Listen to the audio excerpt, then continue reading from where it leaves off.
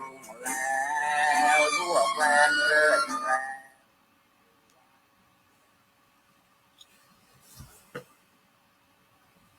เจริญพรท่านสาธุชนทั้งหลายรายการธรรมทานจากวัดพุทธปัญญาเมืองโพโมนารัฐแคลิฟอร์เนียประเทศสหรัฐอเมริกามาพบกับท่านผู้ฟังท่านผู้ชมอีกครั้งหนึ่งวันนี้วันที่31พฤษภาคม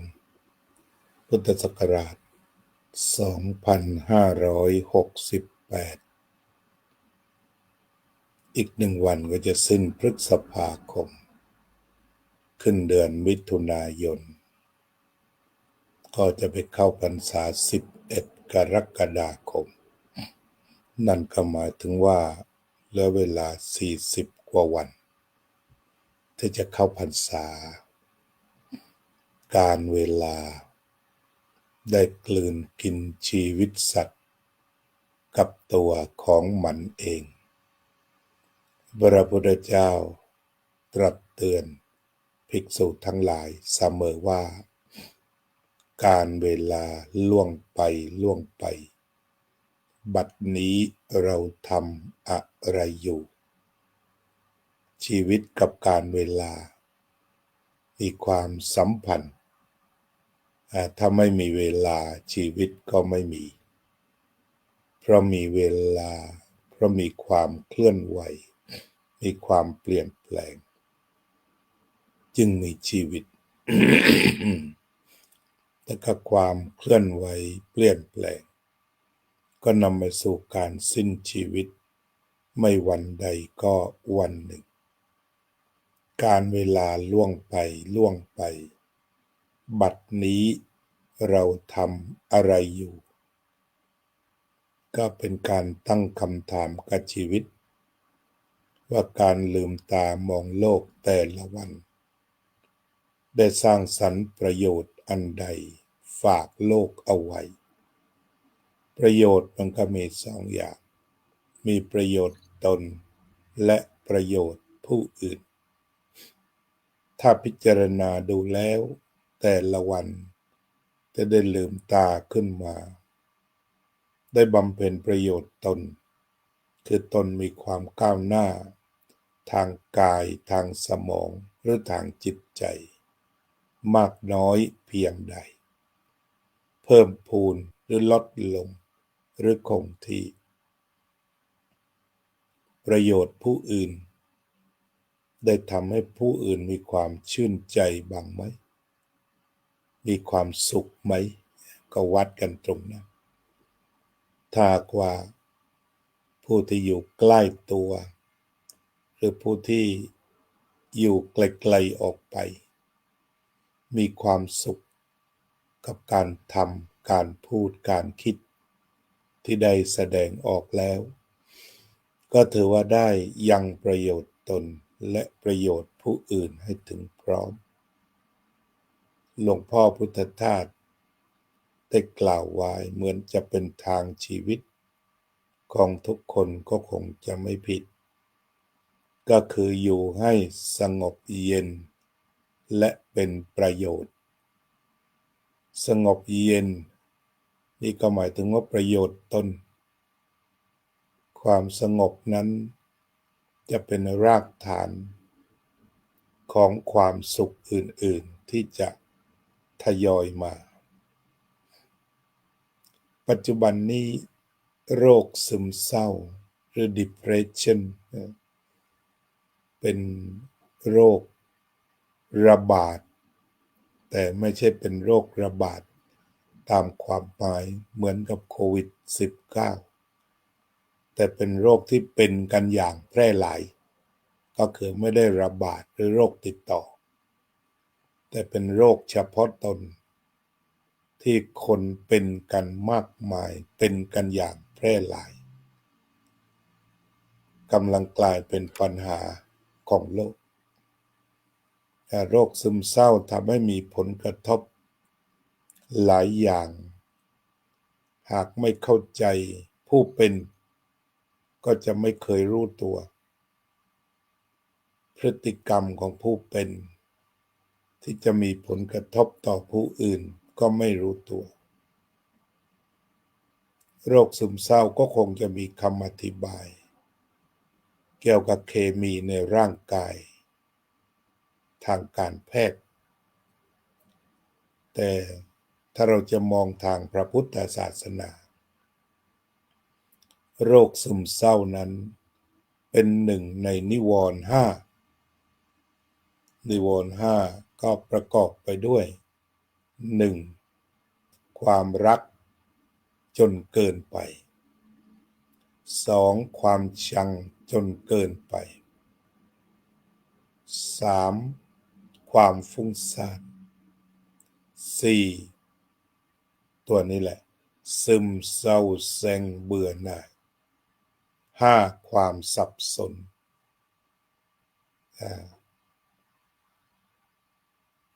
หากมองไปสิ่งที่รบกวนใจของมนุษย์กล่าวได้ว่าเป็นของมนุษย์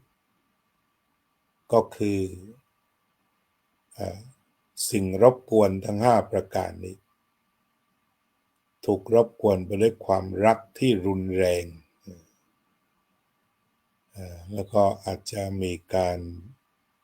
สะท้อนกลับเป็นความเกลียดชังที่รุนแรงก็ตั้งแต่มีการหงุดหงิดเงื่อนง่านมีการกระวนกระวายโกรธชังข้างแค้นจองเวรไปโน่นก็จะรุนแรงสิ่งเหล่านี้รักแรงก็กวนใจตามภาษารักแรงเกลียดแรงก็กวนใจตามภาษาเกลียดแรงฟุ้งซ่านทุกคนก็ทราบดีพิษภัยมันยังไงมันนอนไม่หลับเลยเอาจนนอนไม่หลับนอนไม่หลับก็กลายเป็นอีกหนึ่งโรคโรคนอนไม่หลับเรียกว่ากระจายไปนะไม่ใช้คำว่าระบาดมันกระจายไปมันมีไปมากแล้วก็เรียกซึมเศร้าแสงเบื่อหน่ายสุดท้ายก็คือสับสนที่อาตมาใช้คำว่าซึมเศร้าแสงเบื่อหน่ายกล่าวคือในชีวิตไม่ได้ขาดแคลนอะไรส่วนมากคนเป็นโรคซึมเศร้าเนี่ยจะเป็นในคนที่พร้อมคนที่ขาดแคลนไม่ค่อยเป็นทั้งนี้ก็เนื่องมาจากว่าคนที่มีความขาดแคลนหรือรู้สึกว่าบกพร่องไม่มีชีวิตหรือว่าจิตใจของเขาจะตื่นเต้นอยู่ตลอดที่จะคิดหาคิดมีคิดครอบครองโอกาสที่จะเป็นโรคซึมเศร้านี่ไม่มีคิดว่าพรุ่งนี้จะหาอาหารมาจากไหนพรุ่งนี้จะหาเงินทองมาให้ลูกได้เรียนหนังสืออย่างไรบุคคลเหล่านี้ก็จะมีความแอคทีฟทั้งกายทั้งใจไม่เป็นโรคซึมเศร้าจะอยู่ด้วยการความคิดความอ่านตลอดเวลาแต่ว่าบางคนมั่งคั่งสมบูรณ์แต่ว่าคิดไม่หยุดพวกนี้ก็จะไม่เป็นโรคซึมเศร้ามันอยู่ที่ความคิดหากมองดูแล้วความคิดแต่ที่โรคซึมเศร้ามันก็มาจากความซึมเศร้าเซ็งเบื่อหน่ายอาจจะอยู่กับสภาวะซ้ำซากจำเจในเรื่องใดเรื่องหนึ่งที่เดินออกไปไม่ได้เวียนอยู่เช่นนี้ชั่วนาตาปีเช่นในเมืองใหญ่ๆสังคมเมืองอย่างสวิตเซอร์แลนด์อย่างอเมริกาญี่ปุ่นอังกฤษคือจะมีคนจำพวกหนึ่งที่ได้รับเงินเดือนได้รับสวัสดิการหรือมีเงินก้อนมาใช้จ่ายอยู่กับบ้านไม่ได้ไปไหนไม่มีกิจกรรมอะไรต่อไป กิจกรรมก็มีแค่นั้นตื่นขึ้นมาทำอาหารรับประทานแล้วก็ทำอะไรต่อละเวียนอยู่อย่างนั้นจนในที่สุดก็เรียกว่าเป็นโรคซึมเศร้าค่อยๆเป็นค่อยๆเป็นค่อยๆเป็นคือจิตใจอยู่ในสภาพเดิมจริงอยู่สภาวะจิตนั้นมีความเปลี่ยนแปลงได้แปรปรวนได้เป็นอนัตตาแต่เมื่อไม่ล่วงรู้สภาวะนี้ก็คิดว่ามันเป็นอัตตาเป็นแบบนี้แหละแซงอยู่แบบนี้ที่ผลกระทบต่อโรคซึมเศร้าที่มีเยอะก็คือการฆ่าตัวตายมองดูกิจกรรมทุกอย่างก็เวียนอยู่เช่นนี้สุดท้ายก็รู้สึกว่าเมื่อมันกัดกร่อนใจเยอะเกินไปความทุกข์ความบีบคั้นเข้ามาหาทางออกไม่พบสุดท้ายก็ลงด้วยการฆ่าตัวตายเสียเป็นจำนวนมากอันนี้ก็มาจากอาการถีนมิทะเพื่อการซึมเศร้าเซ็งต่อไปถ้าไม่ฆ่าตัวตายก็อยู่ในสภาวะที่ดีขึ้นดิ้นรนขวนขวายที่จะสะบัดตนให้หลุดออกไปจากสภาพซึมเศร้าเซ็งนี้พยายามดิ้นรนต่อสู้แสวงหาความตื่นเต้นในด้านวัตถุหรือสภาพอะไรก็ได้ที่ว่ามันกดทับความซึมเศร้าเซ็งนี้ให้มีความสดชื่นหรืออะไรสักอย่างกลุ่มนี้ก็เป็นกลุ่มใหญ่พึ่งยาเสพติดอาศัยยาเสพติดอันนี้กลุ่มใหญ่ฐานใหญ่มากทั่วโลกนั้นสาเหตุอันหนึ่งที่ยาเสพติดระบาดอาจจะพูดคำว่าระบาดอีกก็ได้กระจายตัวไปไกลไปมากแล้วก็ฝังตัวอยู่ในสหรัฐอเมริกาในวงการผู้เสพก็บอกมีเยอะไปหมดระหว่างเดินไปหาซื้อขนมกับยาเสพติดอาจจะได้ยาเสพติดไวกว่าการซื้อเบอร์เกอร์คิงสักชิ้นหนึ่งถึงขนาดนั้นที่บอกกันมาถึงขนาดนั้นทั้งนี้ก็เนื่องมาจากว่ามนุษย์ส่วนหนึ่งเกิดความซึมเศร้าแซ็งเบื่อหน่ายหรือโรคซึมเศร้าที่เป็นมานานก็พยายามดิ้นหนีตัวนี้ทีนี้พอไปพบกับยาเสพติดเรียกกันว่าตอบโจทย์ได้สิ่งที่มันขาดมาเต็มเลยจะเป็นอะไรก็ไม่ทราบเพราะไม่เคยเสพแต่เรียกว่ามันสดชื่นมันเบิกบานขึ้นมาจากการเสพยานั้นเรียกว่าหนีสำเร็จแต่ว่าการเสพยามันไม่ได้เป็นสิ่งที่รักษาดูแลได้ขาดก็เป็นแค่ชั่วคราวนิดหน่อยจึงเกิดสภาพติดยาเสพติดอันนี้ก็คือกลุ่มใหญ่ของโรคซึมเศร้าเซ็งเบื่อหน่ายจะติดยาเสพติดนี่เป็นสาเหตุหนึ่งของการติดยากลุ่มใหญ่เลยมีทั่วโลกละอาจจะไม่ชี้เฉพาะไทยของแบบนี้มันเป็นของสากลไปเลยมีทั่วโลกเลยรากฐานมาจากตรงนี้ทีนี้ต่อมาเมื่อเกิดอาการซึมเศร้าแซ็งเศร้าก็เกิดอาการหนีที่ดีขึ้นปลอดภัยขึ้นโดยทั่วไปเช่น นำใจไปยึดติดกับสิ่งใดสิ่งหนึ่งที่ตื่นเต้นเร้าใจเช่นกีฬากีฬาเราจึงมีการถ่ายทอดสดทั่วโลกขนาดนี้24 ชั่วโมงมีช่องกีฬาที่จะสามารถหาดูได้ตามอัธยาศัยของความชอบที่ว่าตื่นเต้นเร้าใจหรือเอาใจไปติดไว้ก็เป็นกีฬาจะเป็นอะไรก็แล้วแต่ก็พอที่จะฝากจิตฝากใจอันเหงาหงอยซึมเศร้าไว้ได้เวลากีฬาช่องนั้นมากีฬาช่องนี้มาและกีฬานี้มันกระตุ้นดีตื่นเต้นเร้าใจตลอดทีนี้ต่อไปก็บางส่วนก็ไม่เป็นพิษเป็นภัยกับใครอันนี้ในเยาวชนส่วนใหญ่เล่นเกมเล่นเกมส่วนหนึ่งก็มาจากหนีความซึมเศร้าหรือว่าอยู่บ้านอยู่คนเดียวไม่มีเพื่อนไม่มีฝูงต่างๆก็จะจมอยู่กับเกมนี่ก็ส่วนหนึ่งตื่นเต้นเร้าใจ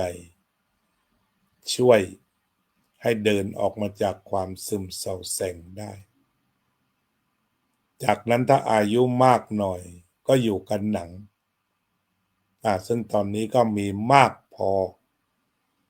ที่จะสนองความต้องการของผู้ที่ซึมเศร้าแส่งเบื่อหน่ายเอาใจไปแมะเอาไว้เอาใจไปติดเอาไว้เท่าที่ทราบโดยทั่วไปฝากใจไว้กับภาพยนตร์มากเลยอุตสาหกรรมภาพยนตร์ก็จะอยู่แต่อดีตปัจจุบันและอนาคตก็ยังอยู่ได้แต่มาในรูปแบบของการเข้าอยู่ในสมาร์ทโฟนสำหรับโรงหลายแห่งก็ยังพอจะอยู่ได้หลายแห่งก็ต้องรูดม่านปิดไปแล้วอย่างแถวอินเดียนฮิลเมื่อก่อนเขาเรียกว่าเป็นอินเดียนฮิลวิลเลจมันก็เป็นตึกระยะการเดินก็เรียกว่าเกือบจะ309ไปกลับ609กว้างใหญ่ไพศาลในตึกนั้นมีทุกอย่างรวมทั้งภาพยนตร์เมื่อวานนี้ไปเดินไปเจอยามถามว่าเป็นยังไงภาพยนตร์ยังฉายไหมบอกว่าไม่ได้ฉายทั่วไปแล้วเดี๋ยวนี้มีให้เด็กนักเรียนมัธยมปลายซึ่งมีโรงเรียนอยู่แถวนั้นได้มาใช้เป็นห้องเรียนก็คือเป็นการเรียนด้วยภาพยนตร์จะเป็นการเรียนประวัติศาสตร์เรียนวรรณกรรมหรือแม้แต่ชีวิตสัตว์ต่างๆก็ใช้โรงขนาดใหญ่มาฉายให้เด็กได้ดูเยาวชนก็ดีอันนี้ก็เรียกว่าเป็นการหนีจากความเซ็งแล้วก็ที่สอนกันอยู่ว่าให้เล่นกีฬาต้านยาเสพติดแต่ความเป็นจริงแล้วไม่ได้ต้านยาเสพติดหนียาเสพติดไปเล่นกีฬามันเป็นความรู้สึกที่ทดแทนได้มันตื่นเต้นมันเร้าใจได้พบเพื่อนฝูงได้พูดคุยกันได้ชื่นชมกันนั้นกีฬาจึงเป็นอีกทางหนึ่งที่ดีของการที่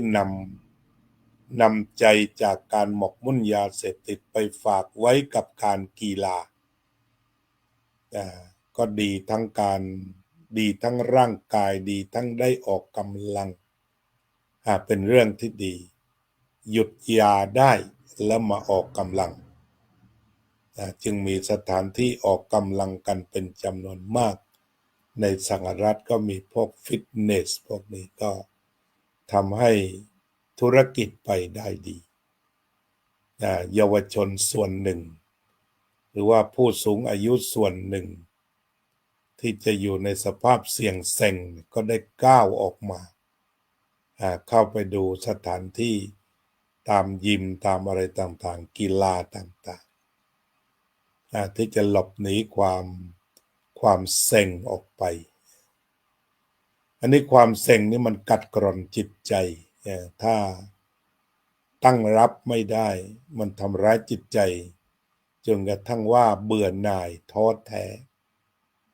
เช่นว่าผู้ป่วยส่วนหนึ่งผู้ป่วยที่ป่วยมานานๆก็จะถูกความซึมเศร้าเพิ่มเข้าไปอีก1 โรคโดยรู้สึกจะเบื่อหน่ายชีวิตบ่อยๆอันนี้ก็พูดถึงสภาพของโรคซึมเศร้าทั่วไปและแก้ไขกันอยู่ในปัจจุบันทีนี้ถ้าเรามามองสาเหตุเป็นขั้นไปของธรรมะตัวถีนมิทะตัวนี้ตัวโรคซึมเศร้าตัวนี้เกิดขึ้นมาจากการทำอะไรที่จำเจแล้วนอกจากนั้นไม่มีความภูมิใจในชีวิตหลงเหลือหมดความภูมิใจความภูมิใจถูกทำร้ายไปถูกทำลายก็มีแล้วก็ด้วยสภาวะที่ป่วยไข้ด้วยสภาวะที่ต้องอยู่กับที่ไม่ได้ออกไปไหนก็ทำให้รู้สึกว่าชีวิตไร้ค่าลงไปคือมองดูประโยชน์ตนก็ไม่มีประโยชน์ผู้อื่นก็ไม่มีชีวิตไร้ค่าก็เป็นที่มาของดูไปแล้วก็เซ็งข้อแนะนำตรงนี้หากเกิดอาการเรียกว่าชีวิตไร้ค่าไม่น่าอยู่ก็ขอให้พยายามกัดฟันลุกขึ้นทำอะไรก็ได้ในแต่ละวันอย่าหยุดนิ่งเริ่มตั้งแต่เก็บที่หลับที่นอนปัดกวาดเช็ดถูทำความสะอาดจนรู้สึกว่าเราทำได้เหมือนกันเราทำความสะอาดได้ดีเหมือนกันเราทำความสะอาดได้ดีถึงเวลาทำกับข้าวก็คิดวันนี้จะทานอะไรที่ทำได้ก็ทำปัจจุบันนี้ YouTube ช่วยได้เยอะช่วยโรคแก้เซ็งไปได้เยอะสำหรับผู้ที่มีพื้นฐานทางการทำอาหารก็จะไปทำอาหารตาม YouTube ทำนั้นบ้างทำนี้บ้างความคิดสร้างสรรค์เหล่านี้ก็จะทำให้เกิดความตื่นเต้นร้าวใจทำเสร็จแล้วเช่นทำของยากๆทำปลาท่องโกแรกทำไม่ฟูทำไปก็ฟูทำซาลาเปาอะไรนี้เป็นต้นก็ทำสิ่งที่ท้าทายแต่ไม่ได้เสี่ยงเนี่ยเช่นว่าทำขนมนมเนยที่จะต้องใช้เวลาใช้ความคิดใช้การตัดสินใจเหล่านี้ก็ช่วยให้มีงานทำเสร็จแล้วก็ภูมิใจหรือแม้แต่การล้างถ้วยล้างจานก็ให้คุณค่าว่ามันเป็นงานที่สำคัญถ้าไม่ทำเรื่องนี้ชีวิตก็ไม่สดชื่นทีนี้ก็เรียกว่าจับงานที่บ้านทำเสียไม่อยู่เฉยเจออะไรทำเสียให้เรียบร้อยร่างกายได้เคลื่อนไหวจิตใจได้เคลื่อนไหวได้เคลื่อนไปด้วยกันอันนี้ก็ทำให้ไม่เซ็งได้สิ่งที่มาทดแทนความเซ็งคือความภูมิใจของตนที่สร้างขึ้นมาว่าชีวิตนี้ไม่ได้ด้อยค่าอะไรอย่าด้อยค่าอย่าทับถมตน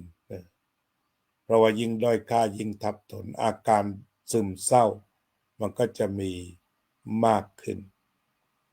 นั้นลุกขึ้นมาทำอะไรก็ได้เคลื่อนไหวอะไรก็ได้ที่จิตใจได้คิดได้นึกได้สร้างสรรค์ วัดวาอารามที่มีกิจกรรมไปมาหาสู่เช่นสวดมนต์ทำวัดเดินจงกรมทำสมาธิหรือว่าได้มาเลี้ยงเพลพระแต่การเลี้ยงเพลพระเนี่ยถ้าว่าไม่มองแบบเศรษฐกิจจ๋าว่ามันจะสิ้นเปลืองแต่ว่าถ้าพอมีอาหารการกินที่ไม่ถึงกับขาดแคลนเมื่อทำอาหารมาแล้วมารวมตัวกันที่วัดและแบ่งสรรปันส่วนกันแบ่งกันทานและตรงนี้ได้แสดงฝีมือแสดงฝีมือทำอาหารทำกับข้าวเท่าที่จะทำได้แล้วมาพบกับคนใจดีก็ไม่ทับถมด้อยค่ายกย่องชื่นชมในงานสร้างสรรค์นั้นอันนี้เป็นต้นจากบรรยากาศวัดที่คนมาวัดกันอยู่เป็นประจำกินข้าวด้วยกันนั่งสนทนาด้วยกันคิดขนมชนิดใหม่ๆคิดอาหารชนิดใหม่ๆนำดอกไม้ต้นไม้มาแลกเปลี่ยนกันทำทั้งงานภายนอกงานภายในก็มีค่าทางจิตใจและเอาค่าทางจิตใจอาจจะไม่มีใครจ้างหรือว่าจ่ายเป็นเงินตรงนี้แต่เอาคุณค่าทางจิตใจที่ว่าชีวิตนี้ยังมีค่าแก่ตน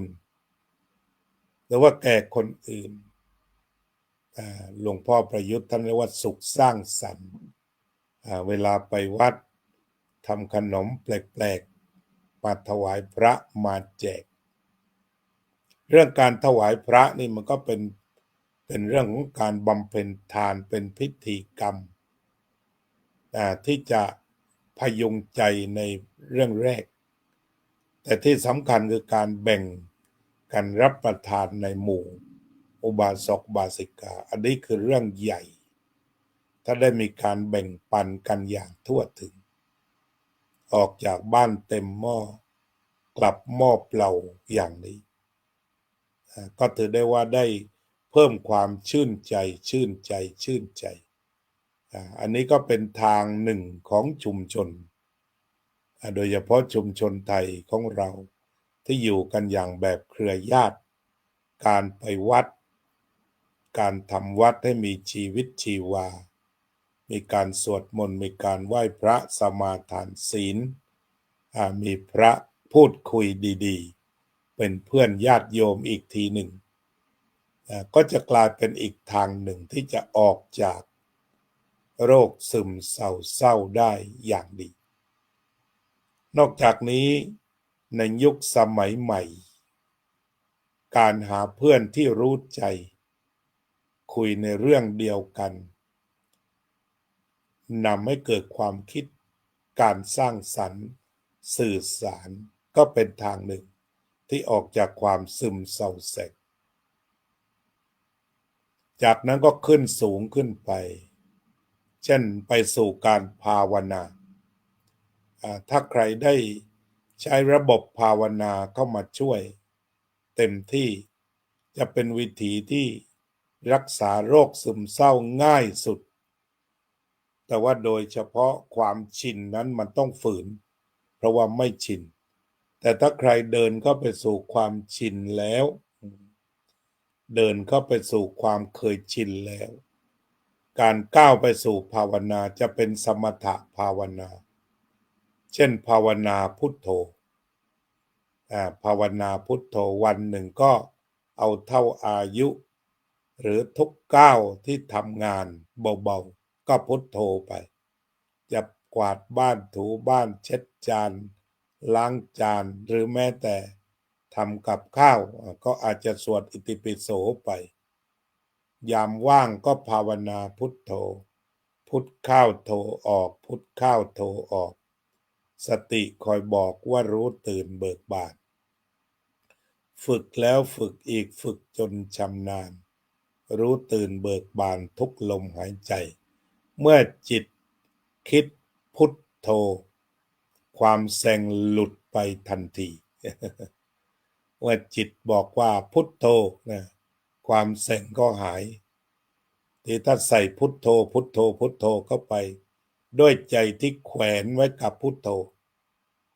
ใจไปแขวนไว้กับพุทโธความเซ็งก็เข้าไม่ถึง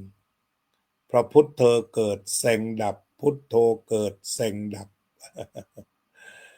ระบบสุญญตานั่นแหละพุทโธเกิดเซ็งดับพุทโธเกิดทินมิทะดับพุทโธเกิดทินมิทะดับหรืออาจจะนั่งท่องก็ได้พุทโธรู้ตื่นเบิกบานพุทโธรู้ตื่นเบิกบานหากว่านั่งรู้สึกเหนื่อยก็ยืนก็ได้เอาเท้าซ้ายก้าวเข้าไปให้เกิดความเคลื่อนไหวพุทโธรู้ตื่นเบิกบานพุทโธดึงเท้ากลับเท้าขวาไป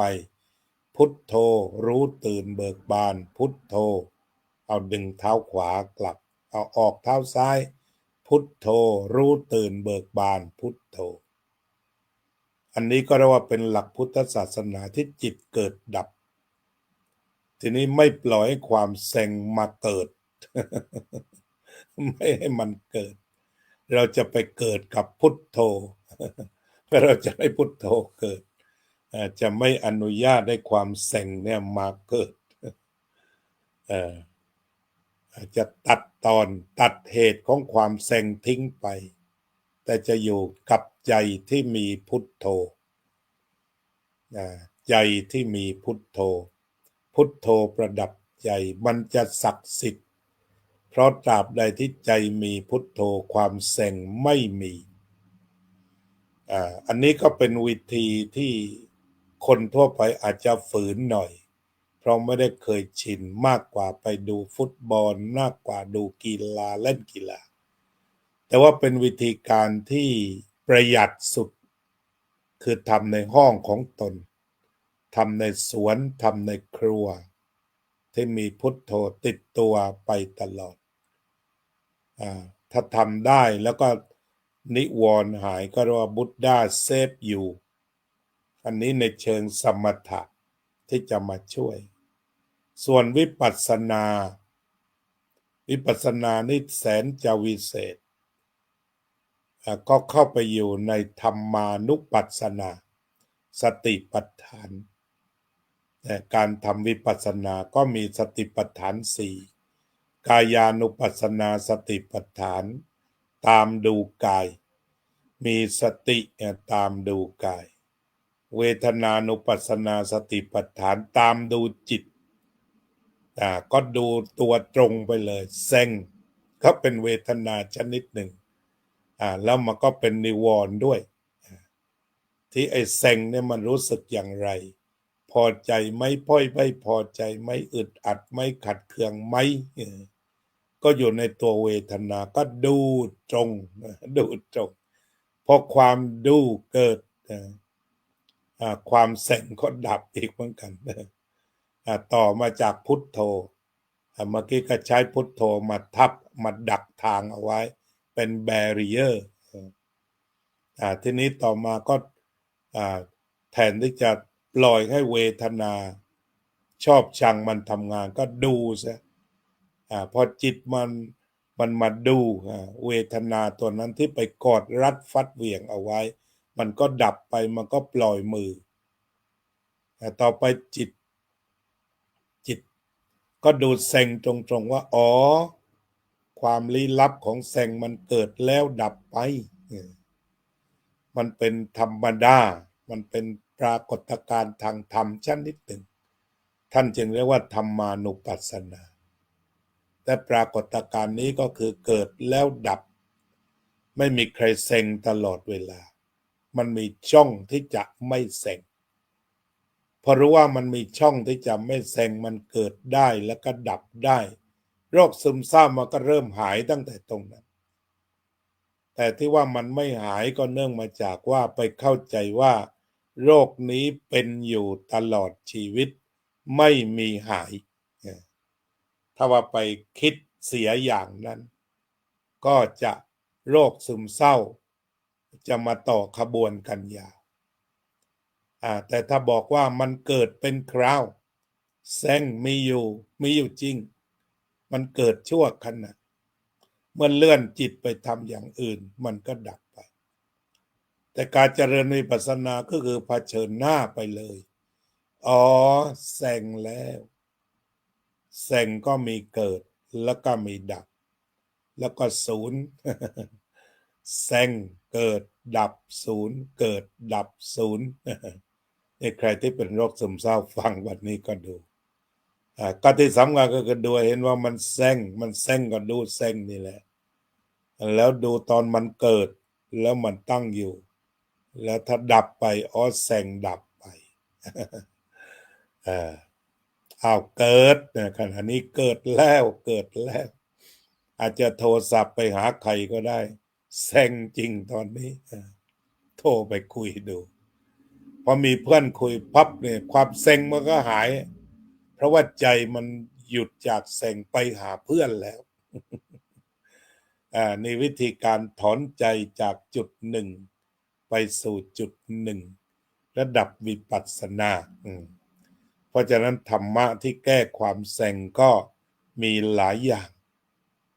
ตั้งแต่การทำงานตั้งแต่การสร้างสรรค์การมีชุมชนการมีเพื่อน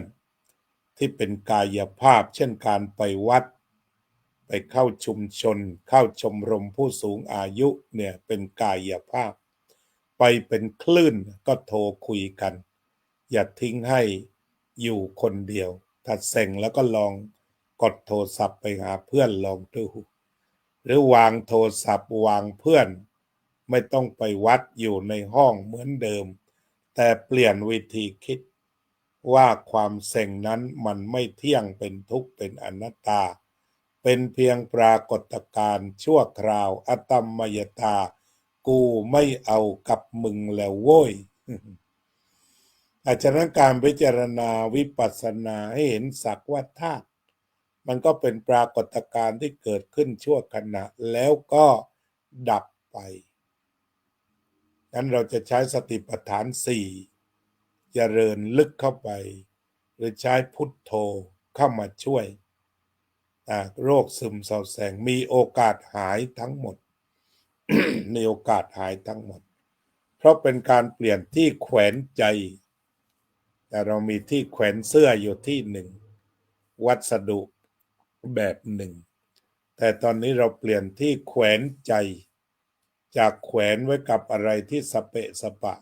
ก็แขวนไว้กับพุทโธแล้วก็มีสติคอยป้องกันสติเตสังนิวารนังสติจะป้องกันความเซ็งไปเลยละเขาบอกอกุศลธรรมสติจะไปป้องกันอกุศลธรรมแต่ที่นี้ก็คือความเซ็งก็เป็นอกุศลธรรมชนิดหนึ่งทินมิทะเป็นนิวรณ์เป็นอกุศลธรรมทีนี้การที่ป้องกันที่ดีที่สุดคือป้องกันด้วยปัญญาเห็นว่าทินมิทะนี้ก็เกิดขึ้นตั้งอยู่ดับไปแล้วก็เมื่อมันเห็นบ่อยๆก็ดับทุกครั้งที่เห็นก็เป็นนั้นว่าพอสมควรนะหัวข้อธรรมะวันนี้ก็จะขอทักทายพี่น้องวันนี้ที่หน้าจอมาถึง19ท่านเป็นห้องเรียนขนาดใหญ่ไม่แซงวันนี้ไม่แซง ไม่มีแซงเลยเนี่ยมาฟังรายการธรรมะเนี่ยมีอะไรก็ถามบ้างคุยกันหน้าจอเป็นทางไม่แซงอีกทางหนึ่งโยมอุบลมาก่อนเลยวันนี้โยมอุบลอินทวงศ์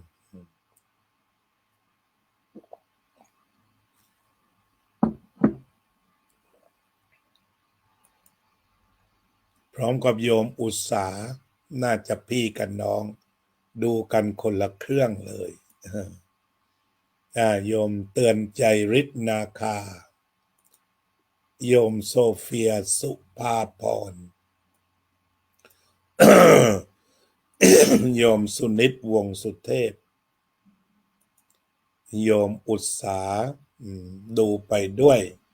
ทำดอกไม้ไปด้วยสรุปธรรมะไปด้วย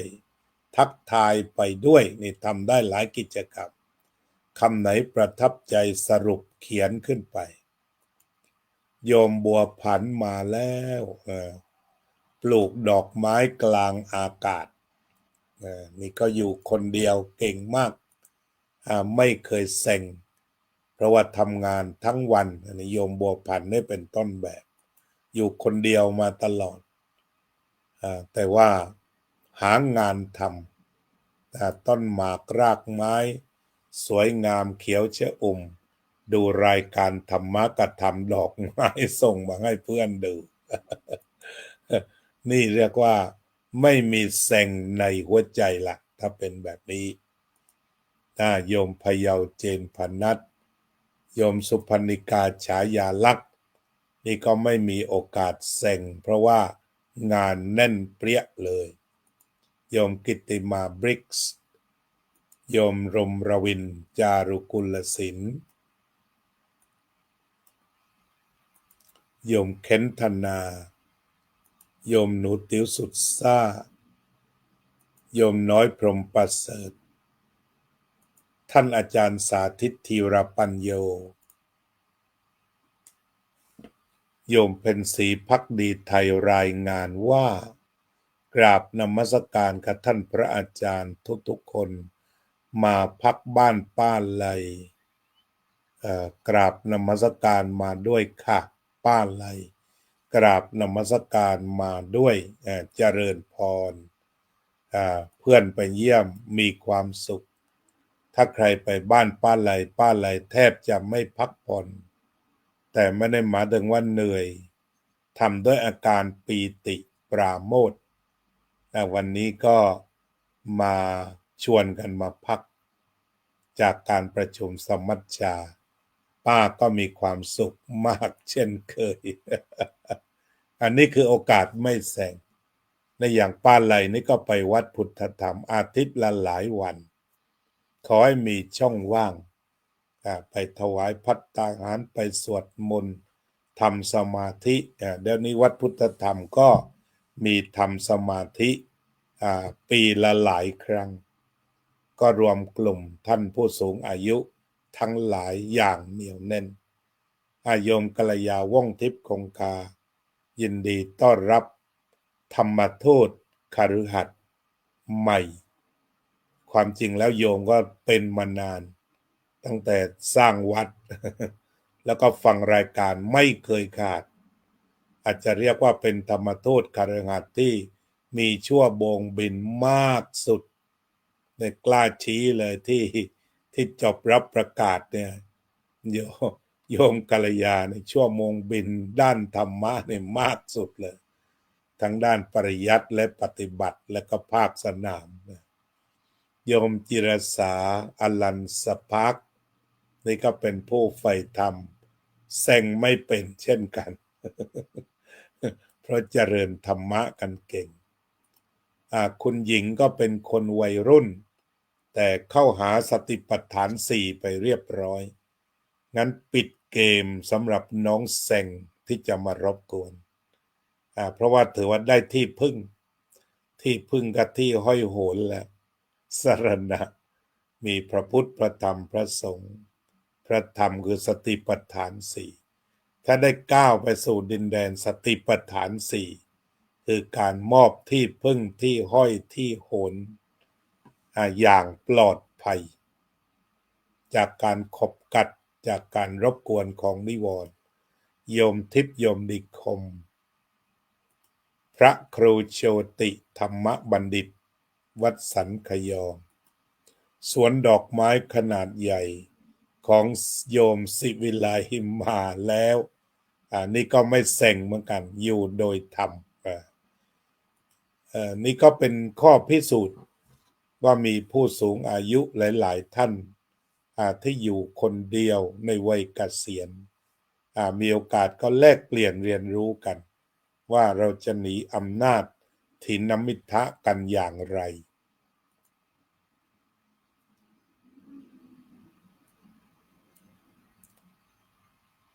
โยมตุกรัชดาพร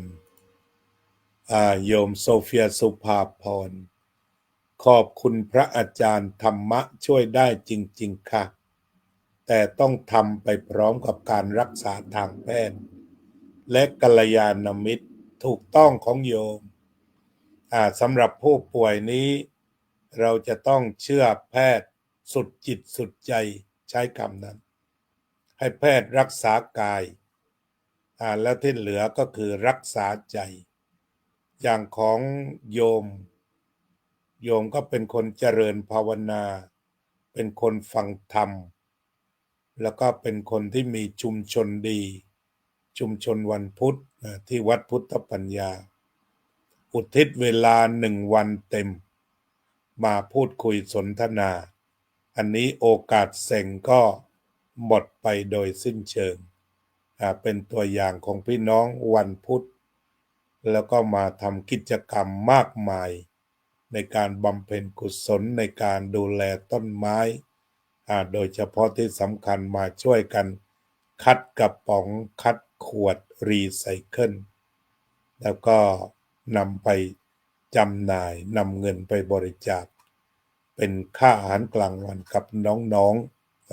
ๆซึ่งวันที่5เนี่ยดร.อัมพรจะเป็นตัวแทนโครงการรักโลกรักน้องไปมอบกองทุนอาหารกลางวันที่โรงเรียนบ้านแม่วากตำบลแม่นาจรอำเภอแม่แจ่มและที่โรงเรียนพุทธเกษตรนี่ก็เป็นฝีมือแก้เซ็งของโยมพะเยาก็ไม่เซ็งมาอยู่วัดนี่ก็ไม่ได้หยุดจะเห็นได้ว่าคนที่ไม่เซ็งเนี่ยมีเยอะเลยคนนี้ไม่เซ็งไม่เจอทินมิตาครอบงำในรอบตัวที่เราอยู่ก็ปรากฏว่าใช้ธรรมะนั่นแหละทำงานไม่หยุดพวกนี้ก็ใช้ธรรมะทั้งหมด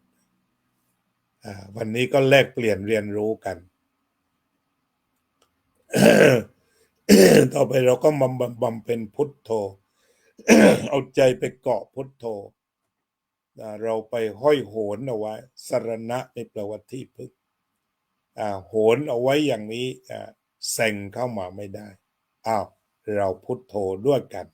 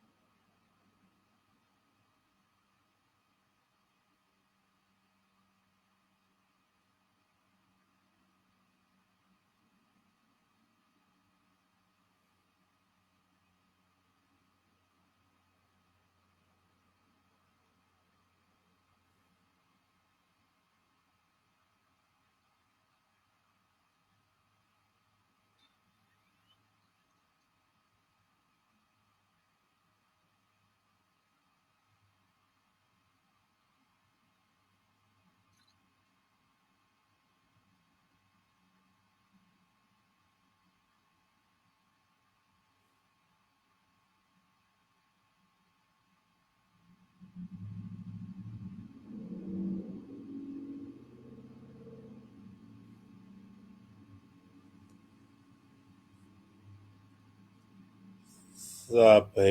สัตตาสัตว์ทั้งหลายที่เป็นเพื่อนทุกข์เกิดแก่เจ็บตายด้วยกันทั้งหมดทั้งสิ้นเวราโอนตุจงเป็นสุขเป็นสุขเถิดอย่าได้มีเวรแก่กันและกันเลยอัพพยาปัชชาโหนตุจงเป็นสุขเป็นสุขเถิดอย่าได้พยาบาทเบียดเบียนซึ่งกันและกันเลยอนิคาโหนตุจงเป็นสุขเป็นสุขเถิดอย่าได้มีความทุกข์กายทุกข์ใจเลยสุขีอัตตานัง ปริหารันตุจงมีความสุขกายสุขใจรักษาตนให้พ้นจากทุกข์ภัยทั้งสิ้นเถิดอภิวาทนาสีลิสะนิจจังวุธาปัจจายโนจัตตารโอธรรมาวัฏันติอายุวันโนสุขังพลัง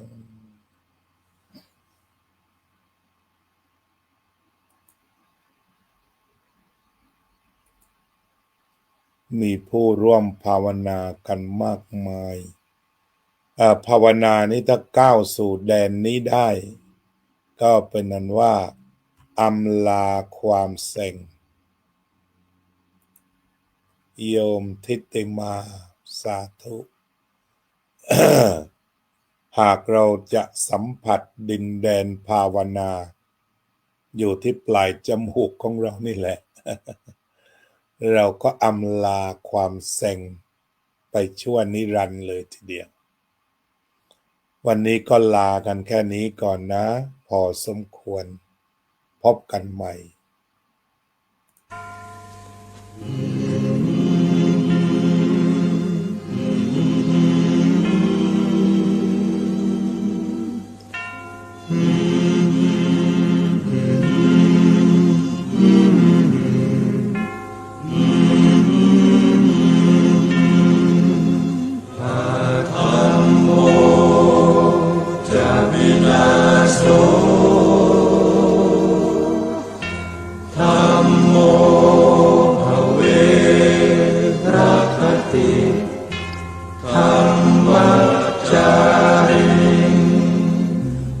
พุทธอ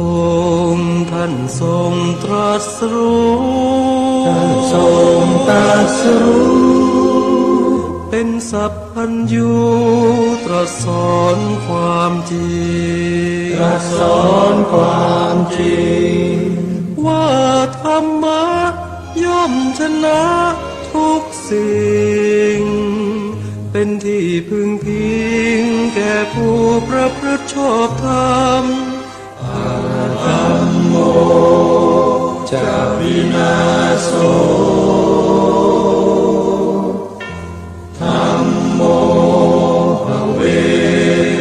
รัคติธัมมัจจาริอำนาจใดๆก็ตามย่อมถึงความพินาศถ้าขาดธรรมะประจำไม่มีใครอยู่ค้ำฟ้าเราต่างเกิดมาใช้กันจงอยู่ในศีลในธรรมคิดทำแต่กรรมที่ดีธัมโมจะวินาโสธัมโมภเวรัคติธัมมัจจาริธรรมส่องสว่างสู่ทางสุขสี